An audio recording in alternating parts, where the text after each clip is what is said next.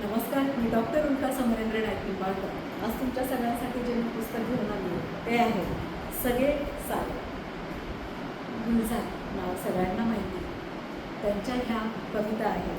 अनुवाद केला Kishore More.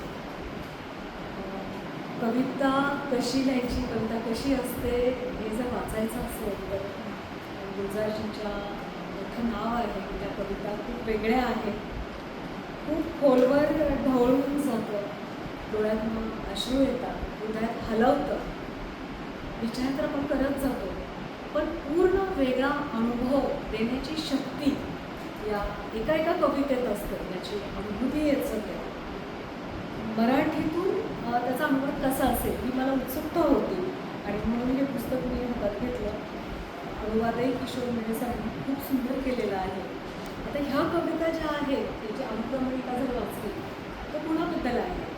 Self portrait, स्वतःबद्दल काय वाटतं ते आहे. बिरजू महाराज, नसरुद्दीन शाह, आशा भोसले, गोपीचंद नारंग, जतीन दास, अहमद नदीम काझमी, बाबा, अमृता इंग्रज, Rabindranath Tagore, portrait of Ghalib, Shakespeare, van Gogh पासून त्यांची नात, त्यांचे जावई राजीव गांधी, नील आर्मस्ट्रॉंग, पाब्लो, बापू, इतक्या वेगवेगळ्या लोकांबद्दल गुलजारजींना काय वाटतं हे त्यांनी लिहिलं आहे आणि ते मराठीतून वाचताना तर खूप मजा येते आहे.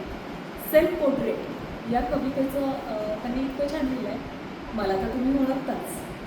आणि खाली रोजच आरशावर लिहून जात असतो मी, रोजच आरशावर लिहून जातो मी माझा चेहरा आणि खाणाखुणा, परतल्यावर ओळखण्यात काही चूक होऊ नये म्हणून, परंतु रोजच बदलून जात आहे काही ना काही.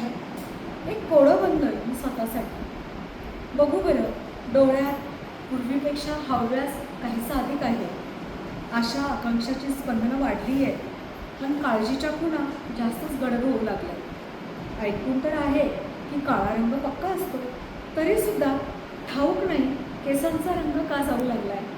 हे खोडच बनलं आरशातही. पहा ना, स्वतःबद्दल सुद्धा सांगताना किती सुंदर लिहितात. असाच प्रत्येक कवितेचा अनुभव आहे. नक्की वाचा, खूप आवडेल. धन्यवाद. करणार नसेल